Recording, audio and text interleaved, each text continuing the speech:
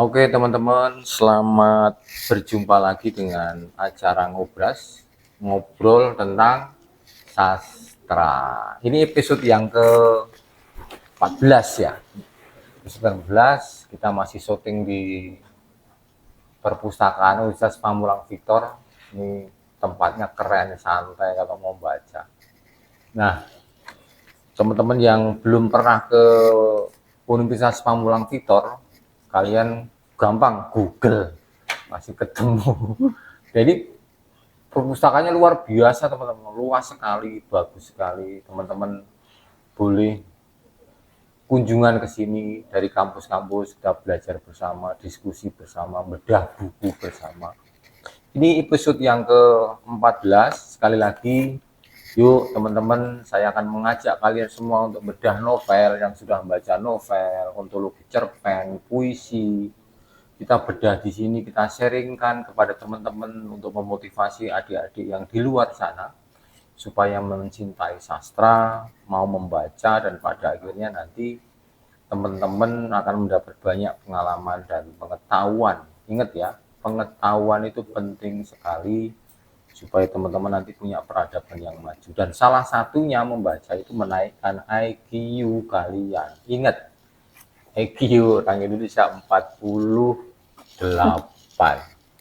Oke, hari ini atau di sesi atau episode ke-14 ini kita akan membedah novel Korea. Novel apa nanti?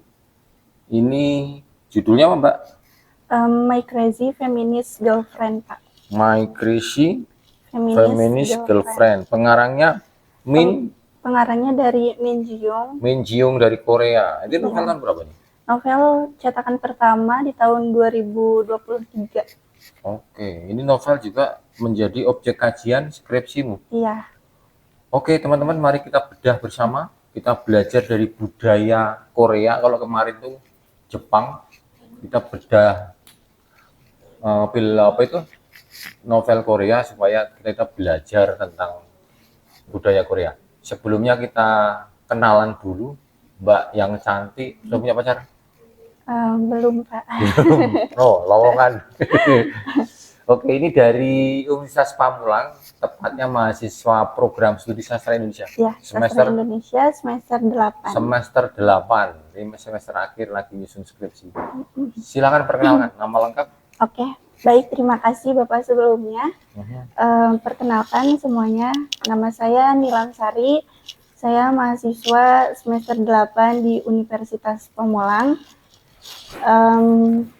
Tempat tinggal saya di Reni Jaya? Iya. Baru lama? Tapi saya bukan asli orang situ, Pak. Oh, saya ngekos di sana. Oh, asli mana? Aslinya saya dari Ciamis. Oh, berarti dekat Pangandaran? Iya, dekat Pangandaran. Pangandaran. Oke, terus? Terus sambil kerja? Enggak, kuliah. Pure dari semester 1? Semester 1. Kamu nggak kuliah pagi? Waktu itu saya kan nggak tahu ya, Pak. Reguler A sama B itu waktunya gimana. Nah, di situ saya pilihnya reguler B.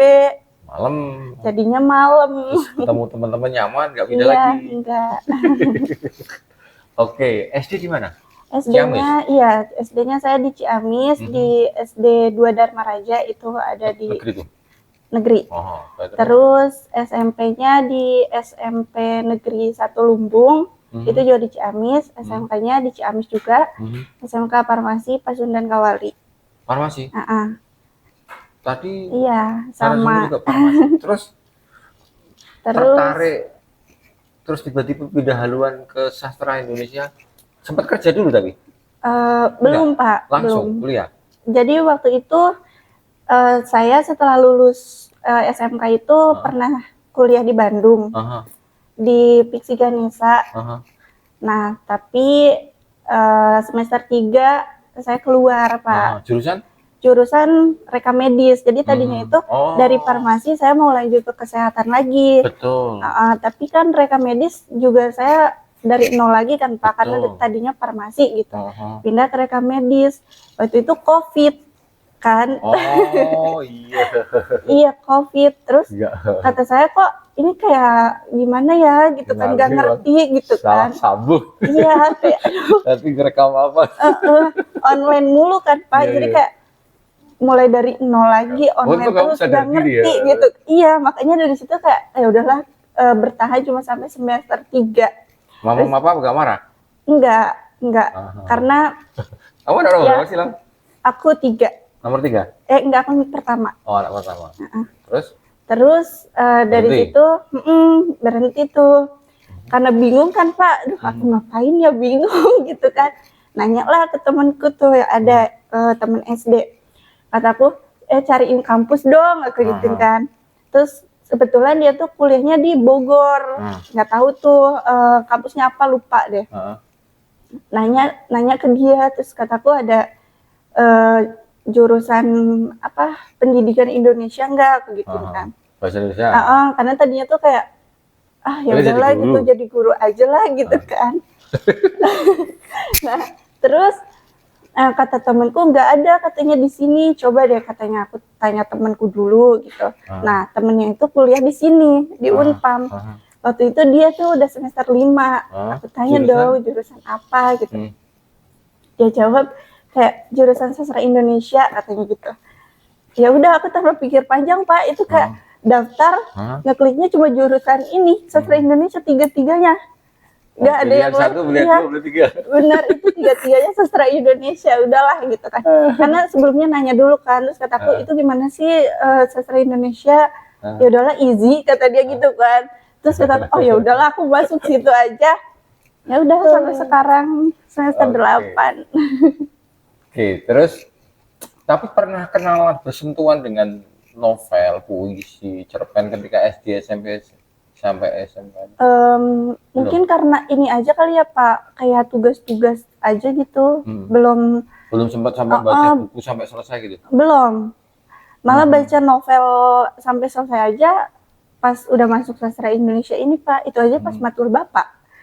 Oh, dipaksa itu harus baca. jadi teman-teman pendidik ya, guru SD, SMP, SMA atau SMK, khususnya guru-guru bahasa Indonesia, teman-teman perkenalkan motivasi anak-anak untuk membaca novel, cerpen. Kenalkan dulu cerpen kan banyak sekarang e-book itu, supaya kalau yang memerintahkan, yang meminta guru tuh anak-anak pasti nurut.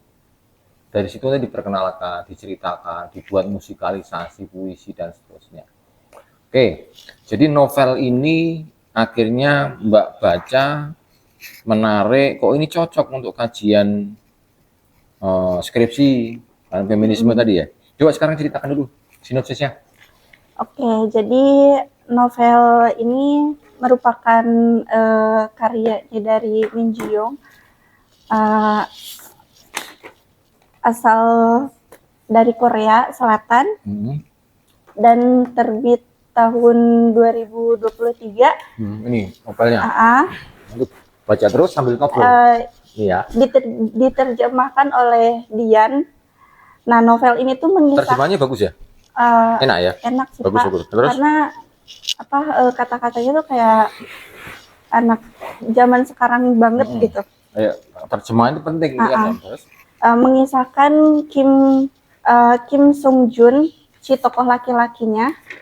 Dia itu berpacaran dengan perempuan. Nggak disebutkan nama ya? Perempuan. Ya? Terus mereka putus. Nggak lama dari situ mereka putus. Bertemu lagi yang setelah. Memutuskan itu siapa? Yang memutuskan si itu si laki-lakinya Pak. Malan. Si laki-lakinya. Terus si laki-laki ini pergi ke Amerika untuk cari kerja gitu. Nah, si perempuan ini kayak merasa trauma gitu. Trauma. Akhirnya setelah 4 tahun itu tidak bertemu, dia bertemu kembali. Si tokoh laki-laki ini Pak kayak, ini siapa ya, kok kayak kenal gitu kan. Terus dia dari situ nyari tahu lagi nih perempuan siapa gitu. Setelah ketahuan bahwa si perempuan ini adalah mantannya, dia mulai ngedeket lagi tuh Pak, karena si laki-laki ini di Amerika juga dia nggak pacaran gitu. Dia pengen balik lagi, pengen membuka lembaran baru. nggak nyambung lagi itu Pak, pengen pacaran lagi nih sama cewek ini gitu. Nah tapi si cewek ini tuh udah berubah, dia tuh udah nggak kayak dulu gitu. Kalau dulu tuh kayak perempuan pada umumnya gitu, suka dandan, suka make up gitu kan, pakai bajunya yang rok gitu kan. Nah sekarang tuh dia udah berubah jadi kayak feminis yang benar-benar radikal gitu, kayak ekstrim banget. Dia udah nggak mau menikah, dia udah pokoknya intinya hidupnya itu pengen memperjuangkan perempuan gitu, hak-hak dari perempuan gitu. Dia ikut-ikut demo, komunitas gitu. Nah setelah kenal lagi, lebih deket gitu, akhirnya si cewek ini juga kayak oh mungkin ya udahlah gitu, terima lagi aja gitu. Tapi dengan alasan si cowok ini jangan ngatur-ngatur si perempuan ini gitu. Jadi kayak udah suka-suka gue ya, lu gak usah ngatur gitu. Mau pacaran lagi ya udah gitu. Nah terus si laki-laki ini tadi ya? Si laki-laki ini kayak mengokekan gitu. Oke, tapi di belakang itu dia berniat untuk merubah si perempuan ini buat kembali ke awal lagi gitu. Di situ dia berusaha gitu untuk merubah itu gitu, tapi nggak ada perubahan sedikit pun, kayak ya udah gitu aja, ikut demo gitu. Nah tapi si perempuan ini sambil kerja juga Pak, dia kerja di penerbitan, jadi waktu dia juga sangat sedikit untuk pacaran lah gitu. Paling mereka tuh pacaran kalau misalkan mau jemput pulang gitu, nongkrong di kafe, tapi perempuan ini juga sambil kerja gitu. Nah setelah itu lama-lama pacaran, akhirnya karena si cowok ini juga kan disuruh buru-buru nikah tuh Pak sama orang tuanya. Kayak teman-teman dia tuh gitu udah pada nikah, udah pada punya anak, sedangkan dia masih gini-gini aja gitu kan. Dari situ si laki-laki ini berniat untuk ngajak serius si perempuan itu, kayak ayo gitu berubah gitu, kita nikah bener sekarang gitu. Nah tapi kan perempuan ini nggak mau nikah ya Pak. Dari situ sudah feminisme itu lah ya, radikal lah ya. Benar, udah feminis banget gitu. Dari situ si laki-laki ini bener-bener capek sama kemauan si perempuan ini kan, karena gak mau berubah gitu. Seketika mereka tuh putus Pak. Putusnya tuh gara-gara si cewek ini diajak ke pernikahan gitu kan, dia jadi tamu undangan. Nah si cowok ini mungkin pengennya tuh kayak ya udah lu dandan ya yang bener ya gitu kan, tapi dia tuh menunjukkan bahwa si perempuan itu mengikuti komunitas Megalia itu. Terus dari situ karena mungkin si laki-laki ini merasa terhina gitu, karena di situ diejek-ejek sama teman-temannya, kayak lu ngapain sih pacaran sama orang-orang ikut-ikut Megalia gitu, itu kan negatif lah gitu. Mendingan udah sini dicariin aja gitu buat pacar lu gitu. Dari situ karena laki-lakinya kayak merasa terhina gitu, akhirnya diseret tuh si perempuannya kan, ayo katanya gitu pulang. Dari situ berantem putus tuh. Putus. Oh dia mau melakukan kekerasan tuh ya? Kekerasan, putus tuh dari situ kan. Terus setelah itu nggak ada kontak apa-apa tuh, sedangkan si laki-lakinya diburu-buru nikah sama orang tuanya. Dari situ dijodohin tuh laki-lakinya, punya teman kencan baru kan Pak, tapi dari situ nggak cocok. Si ceweknya ini kayak mutusin itu sudah pulang dari Amerika? Sudah Pak, itu sudah pulang dari Amerika. Nah terus si ceweknya ini dia mau pergi ke Irlandia Pak, dia buat memulai hidup baru gitu, memulai hidup baru jadi penerbit gitu. Jadi nggak mau nikah, jadi dia tuh kayak udahlah pergi aja gitu dari sini gitu. Nah sedangkan si cowok ini putus tuh sama temen kencan barunya yang dijodohin itu. Nah dari situ si laki-laki ini udah hidup sendiri lagi Pak. Sedangkan si perempuan ini ke Irlandia gitu buat ngejar cita-citanya. Oh mimpi-mimpinya ya. Oh maka berangkat dari situ, setelah kamu Mbak Nila baca selesai, langsung skripsi itu diambilkan proposal itu, buat proposal skripsi, atau sudah membaca, Mm-mm. kemudian oh ini kayak cocok, atau sebelumnya sudah pernah membaca novel ini? Belum. Jadi waktu itu kan saya mau ngambil feminis eksistensialisme kan Pak. Tapi kata dospem saya, katanya mending ini aja katanya teorinya apa? Yang ketidakadilan gender itu. Ketidakadilan gender itu katanya gitu kan. Terus pakai teorinya si ini katanya gitu. Makanya Betty saya Friedan itu ya. iya, makanya dari situ saya langsung nyari-nyari novel tuh Pak.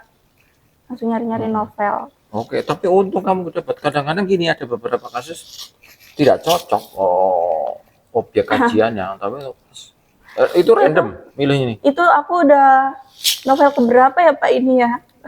Oh salah, nggak cocok, nggak cocok Nggak terus. cocok. Kan awalnya ke Gramet dulu beli, dibaca gak cocok, dibaca nggak cocok gitu kan Pak. Akhirnya ya udah yang ini aja deh. Nah, setelah Mbak Nila membaca novel ini kan akhirnya perkenalan kan, alirkan beberapa feminisme. Jadi teman-teman untuk pengetahuan ya, feminisme itu ada macam-macam, ada radikal, ada liberal, ada marxis gitu. Kalau ini sampai kasus tidak merit itu kan. Tidak merit itu kan sampai orang memutuskan cewek aku tidak mau menikahkan itu sudah menjadi radikal. Terus sampai ada yang tidak mau punya anak dan seterusnya. Itu memang ada beberapa aliran kelompok-kelompok feminisme yang diperjuangkan. Itu beda-beda, termasuk tadi yang Simone de Beauvoir tadi eksistensialis. Nah, dari membaca novel ini terus konteksnya kamu Mbak Nilam sambungkan ke skripsi. Setelah nanti kalian nanti misalnya Mbak Nilam mau pacaran, pembelajaran dari sini ya, yang kamu petik apa? Berani nggak menikah? Berani Pak. Menikah tuh harus nggak sih? Anak saya kemarin udah pacaran seneng gue putus aku malah. Terus jodoh, ya, saya Pak. juga ngomong sama anak saya menikah tidak harus kalau memang tidak happy, tapi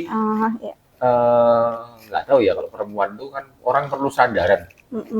Tapi kalau yang disandari kamu harusnya menjadi tulang rusuk jadi tulang punggung.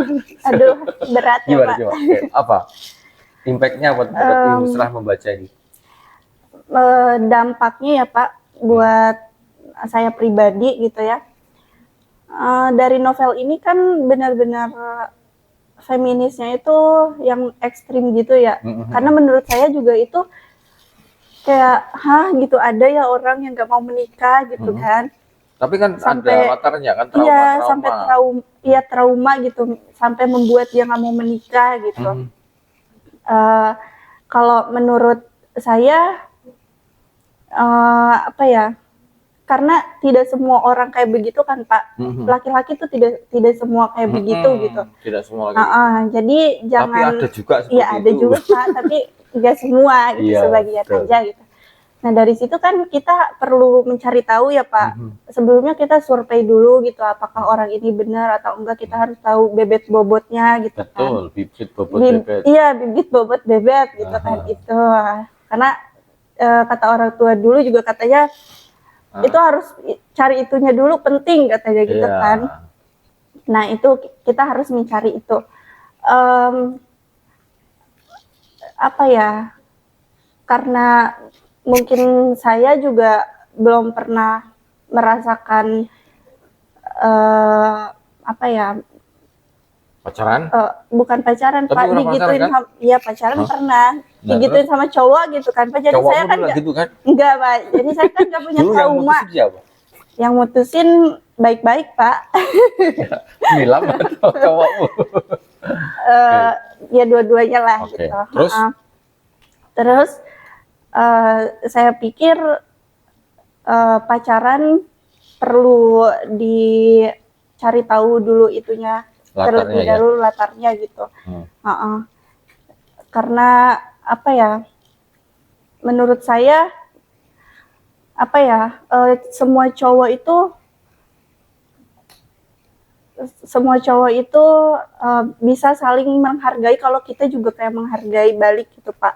Betul. Nah, kalau di kasusnya novel ini akhirnya si perempuan tadi setelah ke Irlandia ya? Iya, setelah Nggak married juga ya? Enggak, Pak. Dari situ udah selesai si novelnya. Cowoknya jomblo juga. Cowoknya jomblo, dia nggak sama siapa-siapa. Nah, oke, sekarang nyambung ke skripsi lah. Oh, akhirnya ngambil kajian ketidakadilan gender ya? Lima-limanya ada tuh datanya? Datanya ada semua, tapi itu belum di ini Pak, belum disortir lagi. Ini masuknya ke sini berarti gitu. baru ya, diinventarisasi, klasifikasi lah ya. Iya. Sekarang sampai bab dari sampai situ tahap. Iya, baru sampai bab 4. Semangat berarti. Iya. Supaya ada kut-kut yang menarik nggak di sini yang kamu dapatkan, Mbak? Ada Pak, itu di halaman 18. Halaman 18. Coba baca deh.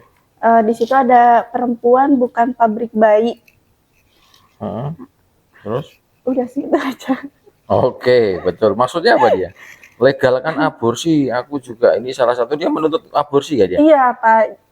Jadi dia tuh demo itu kayak menuntut haknya dia buat itu Pak, kayak legalkan aborsi gitu, karena di Koreanya itu mereka pacaran, tapi si cowoknya ini kayak nggak mau tanggung jawab gitu loh Pak.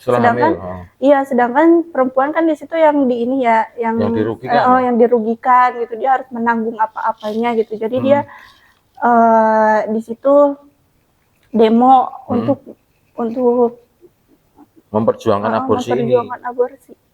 Oke, jadi teman-teman, perempuan tuh bukan pabrik bayi. Itu yang disuarakan oleh perempuan-perempuan yang kelompok, kalau di Korea ini disebut tadi Megalia, ya kan? Megalia itu komunitas feminisme online ya di Korea yang memperjuangkan tentang hak-hak perempuan. Dan ini tentu kontroversi ya, ada plus minusnya. Dan memang feminisme yang diperjuangkan itu di Korea Selatan ya? Iya. Legalkan aborsi. Terus berikutnya? Terus halaman 49, My Body, My Choice, tubuhku pilihanku, itu juga sama sih Pak, sama yang pertama tadi. Iya, quotes yang pertama tadi, dia memperjuangkan hak tubuhnya dia gitu. Untuk ya nggak sembarangan gitu, saling menghargai gitu, jangan mau ininya doang langsung ditinggal gitu. Pertanggung jawabannya lah. Jadi intinya My Body My Choice itu dia mengatakan bahwa kalau terjemahannya tubuhku pilihanku itu, dia perempuan yuk kita hargai yo. Tidak sekedar menjadi tempat eksploitasi seks, apalagi menjadi ternak tadi kan, ternak bayi-bayi tadi. Kalau di beberapa teori feminisme kan sampai mengatakan bahwa diatur loh melahirkan anak itu, ya kan? Ketika kalian nanti pacaran, teman-teman perempuan, jangan setiap tahun beranak. Kalau laki-laki kan nggak ngurus ya, kita nggak ngerasain. Nah, itu penting diatur, bahkan sampai diberitahu ya jedanya berapa tahun idealnya yang sehat, terutama untuk tumbuh kembang si anak tadi kan. Anak pertama jedanya berapa dengan adik yang kedua. Ini termasuk tadi tubuhku pilihanku tadi, tidak teman-teman perempuan berak itu diskusi dengan suami. Berikutnya apa boleh buat kalau halaman berapa itu? Halaman 31. Apa boleh